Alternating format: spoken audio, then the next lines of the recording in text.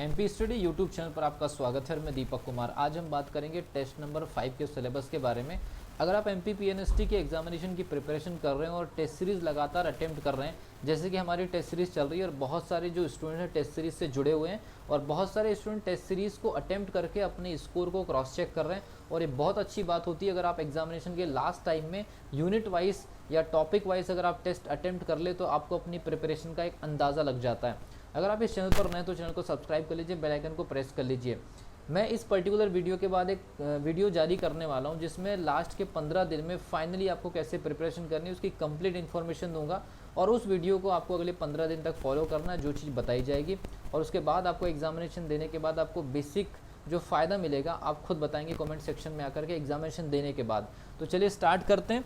Test number 5 के लिए अगर मान लीजिए आप हमारी टेस्ट सीरीज से नहीं भी जुड़े हैं तो आप अपनी प्रिपरेशन टेस्ट नंबर 5 के सिलेबस के आधार पर 2 से 3 दिन के अंदर कर लीजिए। ऐसे हर 2 से 3 दिन के अंदर अगर आप देखेंगे तो हमारी टेस्ट सीरीज का ये जो सिलेबस आज जारी हो रहा है ये टोटल सिलेबस का 50% टच होने वाला है। मतलब मेरे कहने का मतलब ये है कि अभी तक टेस्ट नंबर 1 से लेकर के टेस्ट नंबर 5 तक जो सिलेबस टच हो रहा है ये हमारे टोटल सिलेबस का 50% आज कवर होने वाला है। और मैं आपको बताऊंगा कि यहाँ पर जो आपकी जो यूनिट्स हैं फाइनली 30 नंबर के सेक्शन में इनका वेटेज कितना है ये भी आपको बताने वाला हूँ। तो सबसे पहली चीज़ फिजिक्स में अगर हम देखें तो दोलन तरंग ध्वनि के साथ में ऊष्मा गति की, और ये 30 नंबर के सेक्शन में इसका जो वेटेज है लगभग 3 नंबर से 4 नंबर का है। मतलब दोलन तरंग ध्वनि और ऊष्मा गतिकी का मिला करके जो वेटेज है 30 नंबर के सेक्शन में 4 नंबर का है, जो कि बहुत ज़्यादा इंपॉर्टेंट होता है। उसके बाद तत्वों का वर्गीकरण, हाइड्रोजन और एस ब्लॉक एलिमेंट के बारे में इंफॉर्मेशन केमिस्ट्री वाले सेक्शन में। तो ये मान करके चलिए तत्वों के वर्गीकरण में 1 नंबर, हाइड्रोजन के बारे में ऑन एन एवरेज एक क्वेश्चन बनता है प्रॉपर्टीज़ के ऊपर, और एस ब्लॉक एलिमेंट में कुछ एलिमेंट्स की कुछ बेसिक जो इन्फॉर्मेशन होती है वहाँ से एक क्वेश्चन बन जाता है। कुल मिलाकर के ये भी 3 नंबर का स्लॉट है।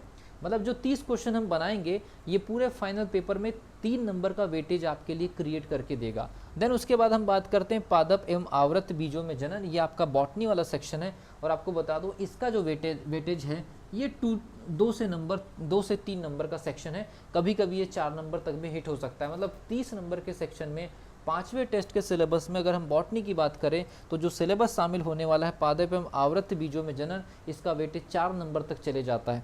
इसके बाद अगर अपन बात करें जूलॉजी में जनन एवं भ्रूणिक विकास, तो ये जनन एवं भ्रूणिक विकास जो है ये वाला सेक्शन, ये जनन एवं भ्रूणिक विकास ये वाले सेक्शन में अगर मान लीजिए थोड़ा सा डीएनए से लिंक होकर के क्वेश्चन आ जाता है कभी कभार, या इससे मतलब ये एक ऐसी यूनिट है, इसके अलावा 1-2 यूनिट और है जो इससे लिंकेज है, तो क्वेश्चन थोड़े से मिक्सअप बन जाते इस पर्टिकुलर यूनिट में जूलॉजी में। तो ये जो जूलॉजी वाला सेक्शन हमारे 5वें नंबर के टेस्ट में जो शामिल होने जा रहा है इसका वेटेज लगभग 5 नंबर का है। इसका मतलब है कि 5वें नंबर का जो टेस्ट है जिसमें हमारा जूलॉजी शामिल हो रहा है जनन एवं भ्रूणिक विकास के रूप में, इस अकेले यूनिट का या अकेला जो ये पर्टिकुलर सिलेबस आपके सामने दिख रहा है ये 30 नंबर के मार्क्स में इसका 5 नंबर का वेटेज, और 5 नंबर का वेटेज पीएनएसटी के एग्जामिनेशन में बहुत बड़ा वेटेज होता है। तो आप ध्यान रखिए जहाँ पर मैं आपको मार्किंग करके दे रहा हूँ आप उन वेटेज को समझिए। मैंने इसके पहले 4 टेस्ट में हर एक टेस्ट के हर एक सब्जेक्ट के बारे में मार्किंग के आधार पर भी वेटेज करवा दिया, ठीक है। फिर बात करते हैं डिटर्मिनर्स, डिग्री, क्वेश्चन टैग और उनसे रिलेटेड एरर्स के बारे में। तो एरर के ऊपर तो क्वेश्चन आना है, डिटर्मिनर का सेपरेट क्वेश्चन, डिग्री का सेपरेट क्वेश्चन, और क्वेश्चन टैग ऑप्शनल है, आ भी सकता नहीं भी आ सकता। तो ये जो टेस्ट नंबर 5 है इसमें इंग्लिश का जो वेटेज है मैक्सिमम 4 नंबर का वेटेज, मिनिमम 3 नंबर हम मान करके चल सकते हैं। अगर क्वेश्चन टैग अगर आया नहीं आया तो ये मान के चल एरर का एक क्वेश्चन, डिटर्मिनर का सेपरेटली एक क्वेश्चन और डिग्री के एग्जाम्पल से बेसिस एक क्वेश्चन यहाँ पर बनता है। तो मिनिमम 3 नंबर और मैक्सिमम 4 नंबर का। अगर हम इसको काउंट करें, अगर मैक्सिमम काउंट करें 4 मार्क्स 4 और 3 आपके 7 हो गए, ये 10 नंबर, 15 नंबर और 15 और 4 19 नंबर।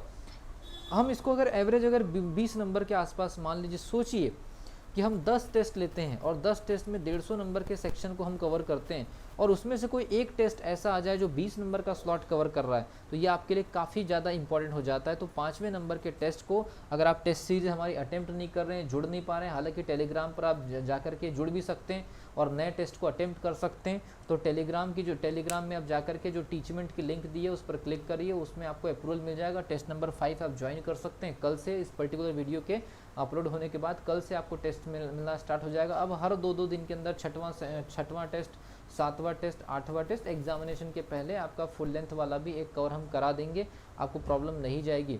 तो ये एक प्रॉपर सिलेबस है टेस्ट नंबर 5 का। टेस्ट नंबर 5 की पूरी ईमानदारी से प्रिपरेशन करिए और हर एक चैप्टर को वेटेज दीजिए। धीरे धीरे धीरे धीरे एक दिन आप 80% 90% सिलेबस जब कवर करके जाएंगे और फाइनल एग्जामिनेशन में आपको बहुत सारे क्वेश्चन बिल्कुल जाने पहचाने लगेंगे। और एग्जामिनेशन निकालने का यही सबसे शानदार तरीका होता है कि आप ज़्यादा से ज़्यादा चीज़ें पढ़ करके जाएँ, और जब आप उन्हें प्रिपरेशन कर रहे हो या रिविज़न करें तो छोटे छोटे टुकड़ों में अगर आप प्रिपरेशन करके जाते तो एक तरह से माइंड के ऊपर प्रेशर नहीं आता और आपका जो रिवीजन करने की जो एक हैबिट होती है वो बहुत अच्छी बनती है, और आपको जो क्वेश्चन जो मेमोराइज रहते हैं आपकी याददाश्त में क्वेश्चन बने रहते हैं। तो अगर आप बल्क सिलेबस टारगेट मत करिए, छोटे छोटे टुकड़ों में सिलेबस को टारगेट करिए।